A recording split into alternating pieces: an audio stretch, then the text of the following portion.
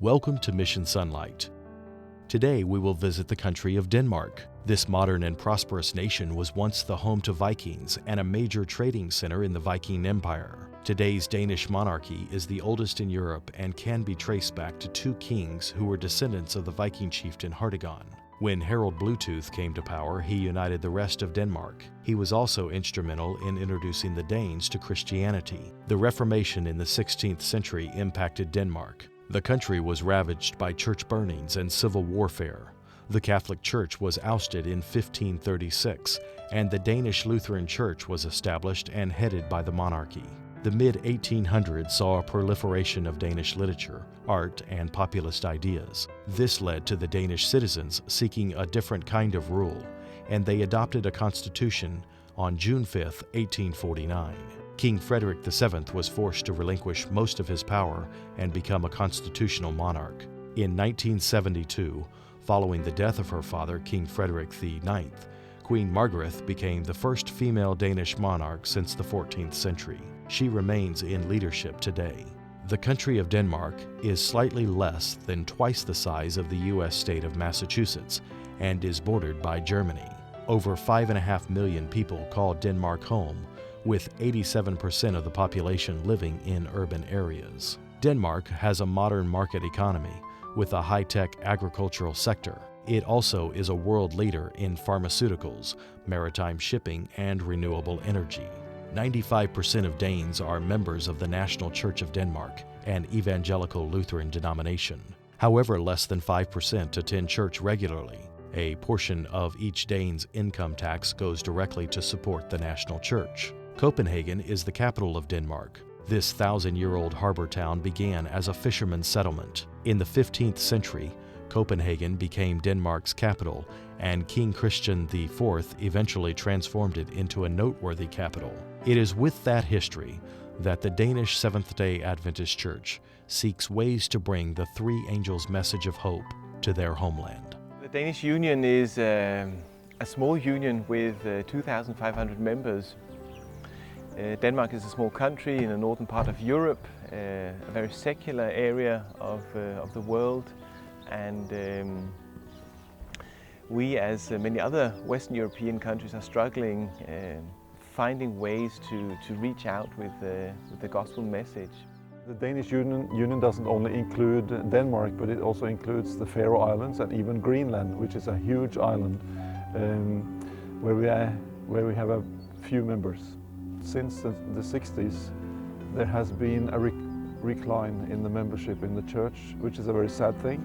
This has happened to all Christianity in Denmark, and we find that very few people are actually churchgoers in Denmark. Young people in Denmark are much more spiritually interested. Finding methods to effectively minister in the secular society has led to work in education and supporting international development. With an increased interest in spiritual matters among young people, the Danish Church has recognized the need to direct concentrated efforts among this group. The school we see behind me here is what we could call a church school with a mission focus. There are 70 students, but only 5 or 6 come from Adventist families. They of course have teachers that start the day with a prayer and short devotion. They say grace before lunch. Thomas describes how one parent commented at a parent-teacher meeting recently. We're just so happy for your school, the good Christian values you give them, the good daily life you give them, and we now even say grace at home before our supper, because our children came home and learned us how to say grace.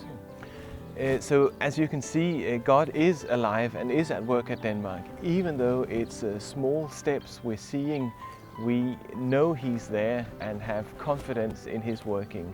We're there together with Him, giving all our best, and He'll take care of the work. It's His work. Outreach to new residents plays a special role in the ministry of the church in Denmark. A portion of the 13th Sabbath mission offering will help support the ministry of an international church in Copenhagen. By reaching open-minded, spirit-led immigrants, they are finding they are reaching their homeland. We are hoping that we could touch other people's lives to be led so that we could lead them to this church and we have the vision that this church will be filled with people to give praises and thanks to God. We're hoping that this church will grow through this evangelism effort. It's not only the evangelism.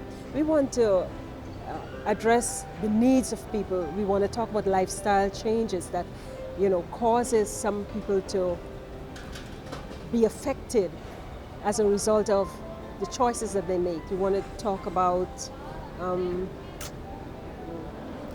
prison ministry. I don't think that it's very strong, and probably the Adventist community hasn't done this before, but we want to try that as well.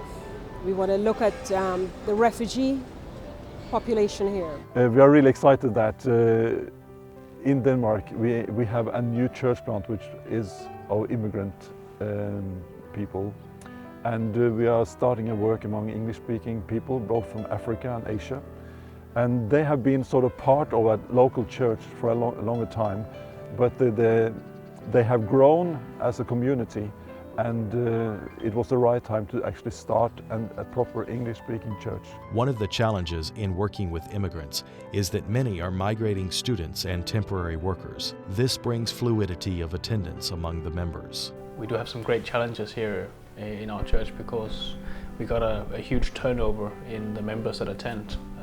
We got a group of Filipino au pair girls and a boy. They are here just for 1.5 years, working with some families as au pair. And then we got the other segment sort of in the church is students that are studying in Copenhagen. And they are here then for as long as their study is going on.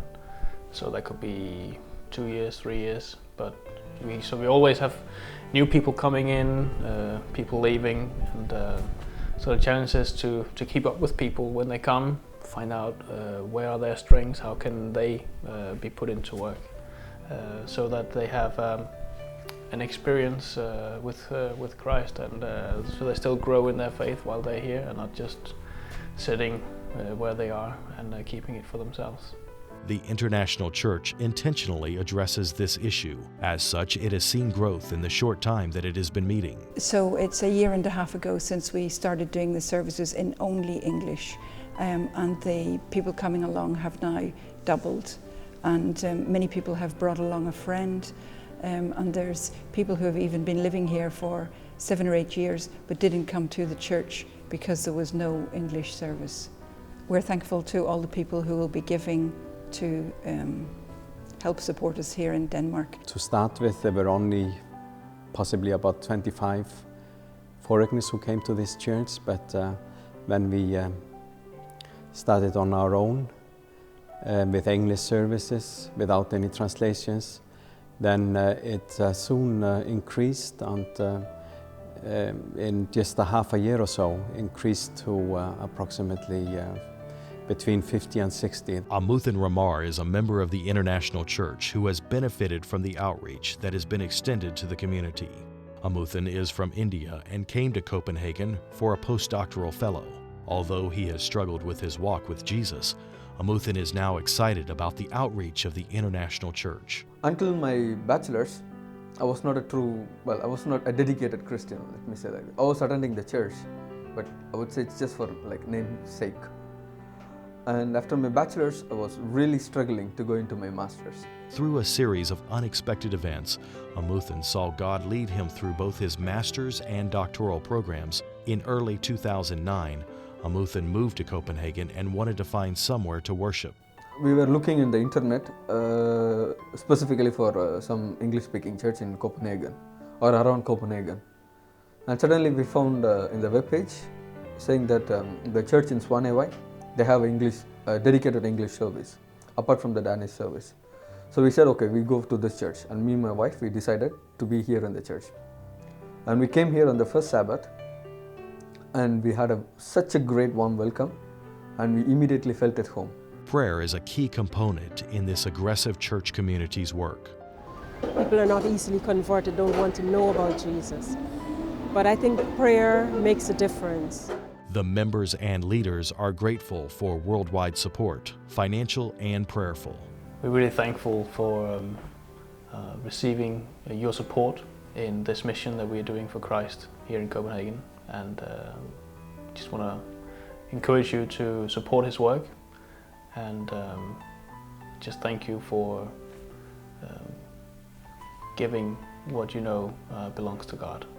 We are really thankful to the international community for the support that we get to Denmark, both through this 13th Sabbath offering in 2010, but also for money we get through a global mission and that sort of thing, because that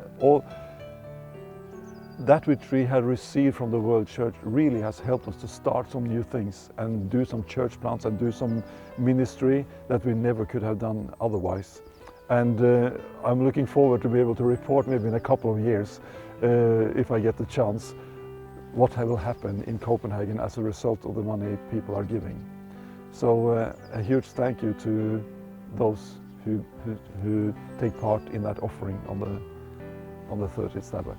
God has opened a way for his children to be reached in a secular society where many do not show any interest in the gift of eternal life. On September 25th, you have the opportunity to extend your hand to help your Danish brothers and sisters share Jesus with others.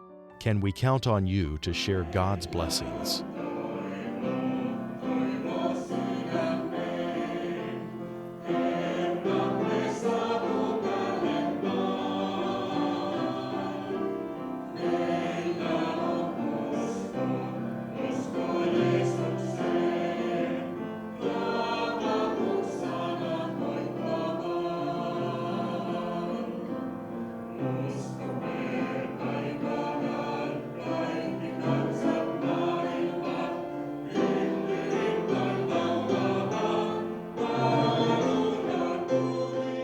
Reporting from the Kingdom of Denmark, this is Mission Sonlight.